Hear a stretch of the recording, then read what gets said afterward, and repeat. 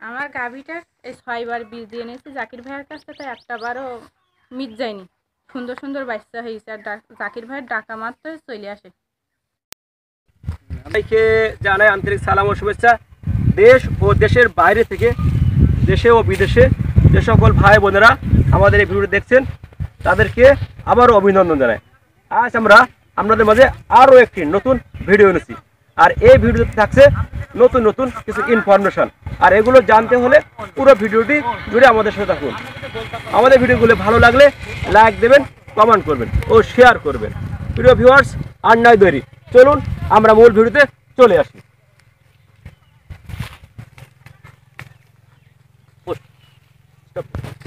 যে আমাদের দেশি গাভী থেকে আমরা কিভাবে উন্নত জাতের গাভীতে রূপান্তরিত করব, এজন্য আমাদের যে সকল বিষয়গুলো খুব গুরুত্বপূর্ণভাবে দেখা দরকার সেই বিষয় নিয়ে আমরা আজ আলোচনা করব। তা প্রথমে বলে রাখি, সাধারণত আমরা দেশি গাভী থেকে উন্নত জাতের গাভীতে রূপান্তরিত করতে হলে সর্বপ্রথম আমাদেরকে কৃত্রিম প্রজননের বিষয়টিকে বিবেচনায় ও গুরুত্ব দিতে হবে।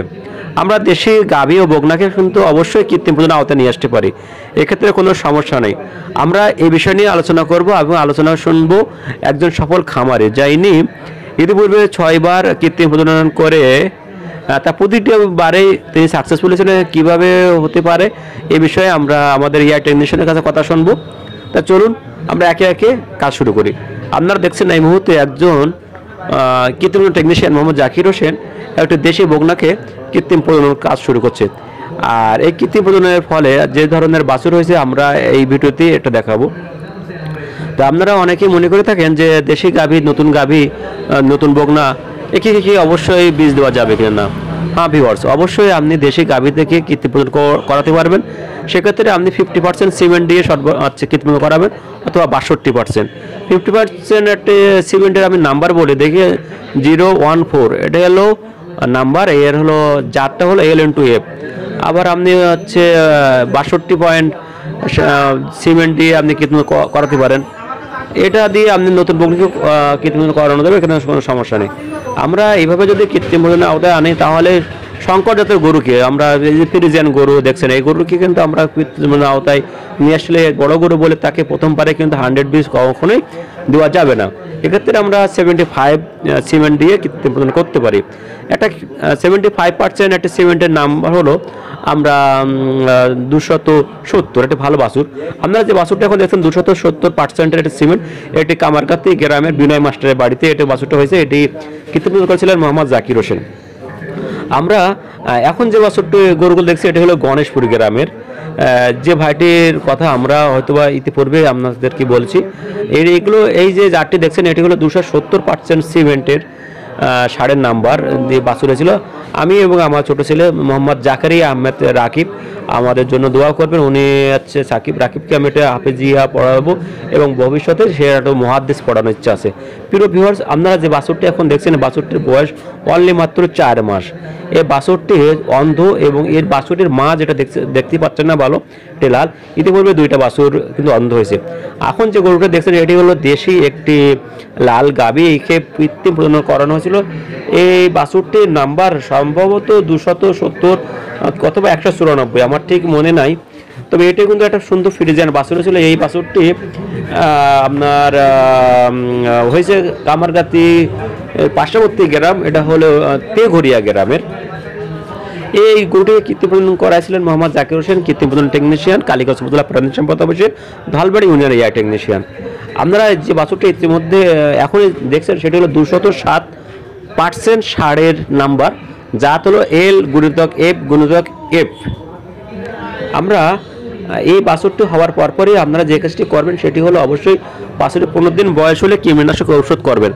বাছুরের মা 25 দিন যখন বয়স হবে তাকে কৃমিনাশক ইঞ্জেকশন করবেন। আমরা বাছুরকে যে ওষুধ খাওয়াবো বা সেক্ষেত্রে আমাদের বলে রাখি, আমরা বেনাজল ট্যাবলেট খাওয়াতে পারেন হাফ, অথবা যে আইভার্টিন ইঞ্জেকশন 1 ml চামড়ে দিতে পারেন। আর মাকে দেবেন অবশ্যই অ্যান্ডেক্স অথবা IV কোলোর ইঞ্জেকশন, এটা কোম্পানি ইঞ্জেকশনটি। আর ল্যান্ডেক্স হলো অ্যালাঙ্কো, ইতিপূর্বে নাম ছিল নোভাটিস।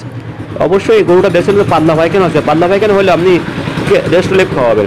আপনারা এখন যে গরুটা দেখলেন এটি হলো দেশি গাভীকে কৃত্রিম প্রজনন আওতায় এনে একটি কিন্তু 50% বীজ দেওয়া সুন্দর একটা বাছুর ধরেছিল। আমরা এখন দেখছেন শাহিওয়াল জাতের গাভী ও শাহিওয়াল জাতের বাছুর।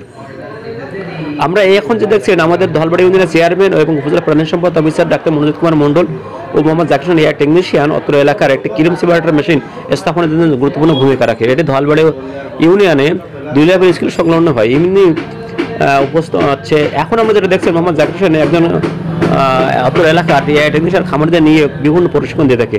আমরা একটি গোয়ালঘর দেখাচ্ছে, এটা আদর্শ গোয়ালঘর। কীভাবে আপনি খামার করতে হলে কেমন গোয়ালঘর করবেন, এদের টেল টু টেল বলা হয়। চারি সাইডে ফাঁকা। আমাদের গ্রামগঞ্জের মানুষ দেখা যায় একটা গরু কিনছে, একটা ঘর আছে তার ভিতরে গরু রাখে, এভাবে না। আমরা আদর্শ খামার করতে হলে এভাবে খামার করবেন। প্রিয় ভিউয়ার্স, আমরা একটি গোয়ালঘর করার জন্য এভাবে কিন্তু আমরা তৈরি করতে পারি।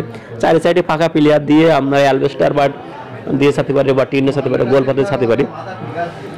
আমরা এখানে আপনাদেরকে দেখাতে চাচ্ছি যে একটি গাভী বা ষাঁড় যে গরু পালন করেন, আপনারা অবশ্যই উন্মুক্ত জায়গায় সূর্যের আলো থাকে এমন জায়গায় খামার করবেন। অবশ্যই ঘরটি পূব পশ্চিম লম্বা হবে, উত্তর দক্ষিণ সদর হবে এবং যেখানে পানি বর্ষার দিনে না জমে এমন জায়গায় আপনারা ঘরগুলো নির্বাচন করবেন। প্রিয় ভিউয়ার্স, এই ধরনের সুযোগ পেতে হলে উপজেলা প্রাণী সম্পদ অফিসে আপনারা সরবরাহ হবেন। আমরা এখানে আরো একটা দেখছি একটি দেশি সাদা গাভীকে আমি মোহাম্মদ জাকির হোসেন কৃত্রিম প্রজনন করে যে বাছুরটা হয়েছে সেটাই আপনাদের কিন্তু উপস্থাপন করলাম। প্রিয় ভিউয়ার্স, আমরা ভালো ভালো জাতের বাছুর পেতে হলে অবশ্যই কৃত্রিম প্রজননের বিকল্প নাই।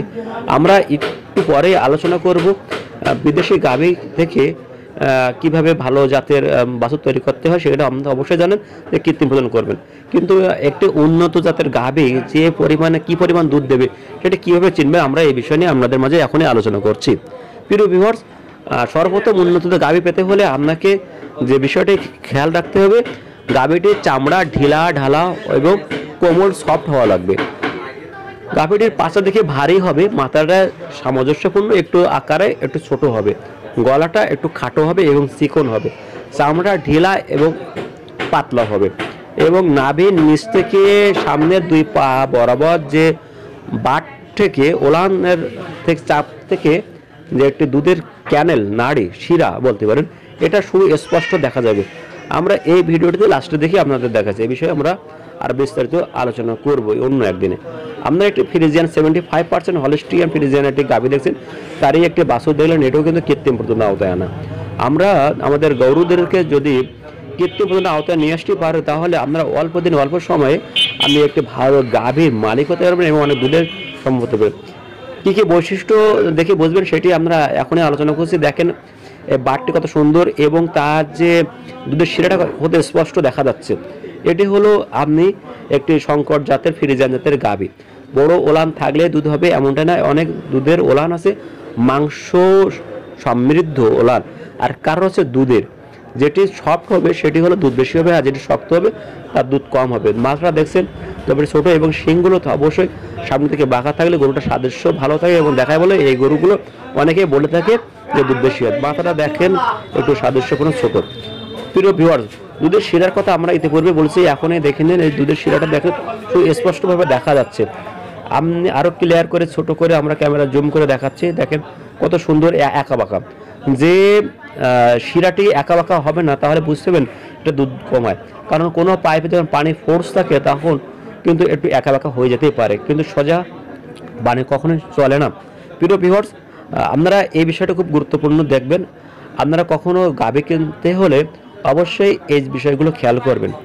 আর ওই গাভীর দুধের রেকর্ড অবশ্যই জেনে নেবেন গৌলার কাছ থেকে বা স্থানীয়ভাবে।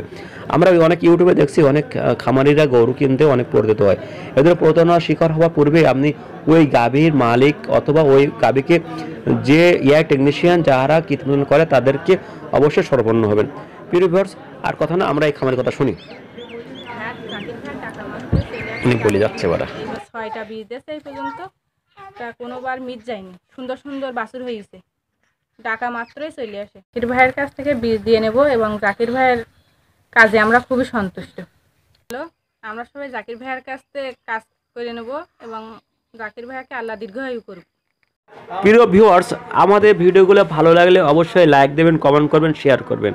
প্রিয় ভিউয়ার্স, আর নয় দরি, আজ এখানে রাখছি। সবাই ভালো থাকেন, সুন্দর থাকুন এই প্রত্যাশায় আজ আমরা এখানে শেষ করছি। আসসালামু আলাইকুম ওয়া রাহমাতুল্লাহি ওয়া বারাকাতুহু।